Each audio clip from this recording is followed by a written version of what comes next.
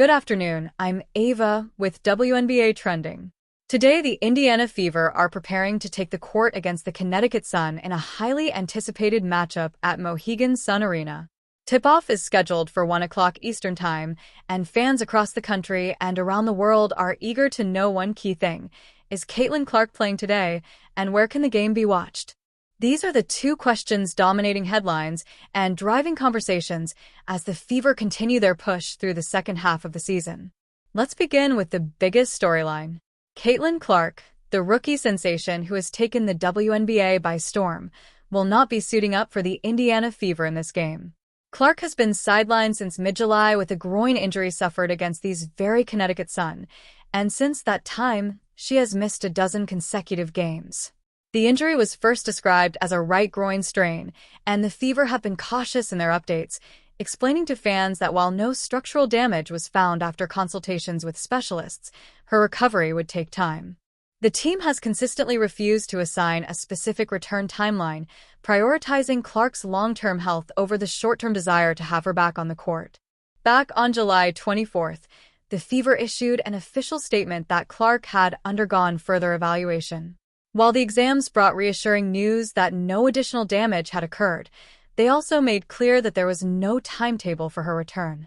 The emphasis was placed on allowing her body to heal fully, with the message that rushing her back prematurely could risk aggravating the injury and compromising her bright future. Head coach Stephanie White has been direct with the media in saying the Fever will not rush Clark back for a handful of games, no matter how much the team might miss her presence. White explained that the medical staff, Clark herself, and the coaching staff are aligned in taking a cautious, responsible approach, underscoring that this is about the player's career, not just the immediate season. Fans, of course, have been hopeful that Clark would make her return sooner rather than later, and speculation has been rampant on social media. Mid to late August had been floated as a possible window for her return, and when today's matchup with Connecticut approached, many wondered whether it might mark her comeback. But as confirmed by the team's official injury report and by all pregame updates, Clark is not active for today's game, meaning Indiana will once again have to take the floor without their young star. The Fever have been resilient in her absence, relying on a combination of veterans and rising talents to fill the void. Kelsey Mitchell has shouldered a heavy scoring load. Aaliyah Boston has continued to anchor the paint with strong rebounding and inside play, and Sophie Cunningham has stepped up on both ends of the floor. In addition, the Fever made a recent roster move out of necessity, signing Odyssey Sims to a hardship contract after losing two other guards, Sydney Colson and Ari McDonald, to season-ending injuries. Sims, a former WNBA All-Star, brings experience and stability to a roster suddenly thin in the backcourt.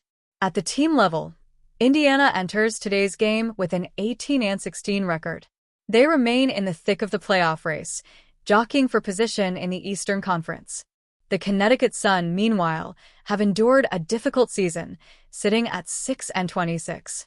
While the Sun have struggled, they remain a proud franchise with competitive talent and a desire to play spoiler as the season winds down.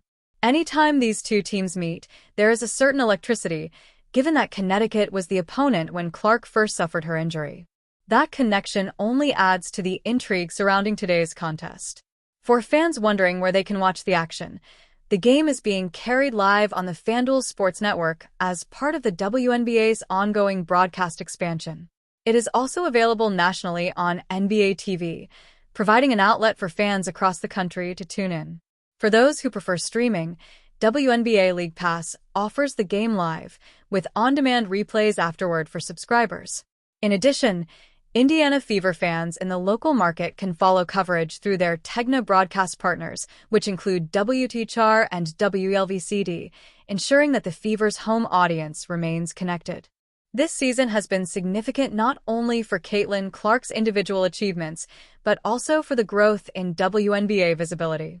The league has expanded its national broadcast footprint, with games appearing on ABC, ESPN, ION, and CBS.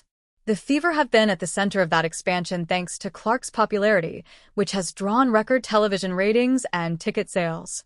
Recognizing this momentum, the Fever also partnered with Endeavor Streaming to launch Fever Direct, a regional streaming service providing access to up to 18 regular season games for fans in Indiana and surrounding markets.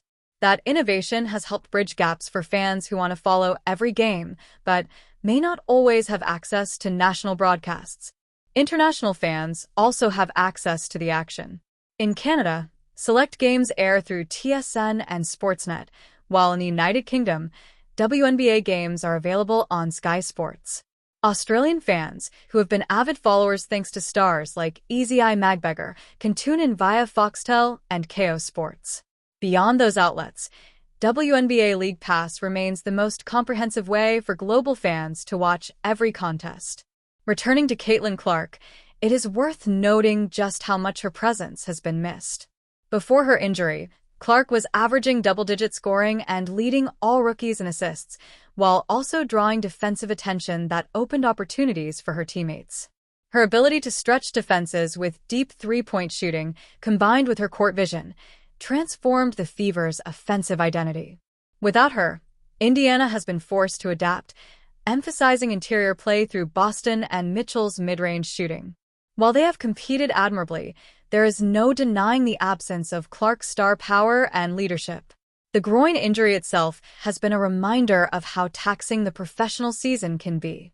Coming off a historic college career at Iowa, Clark entered the WNBA with immediate pressure and attention.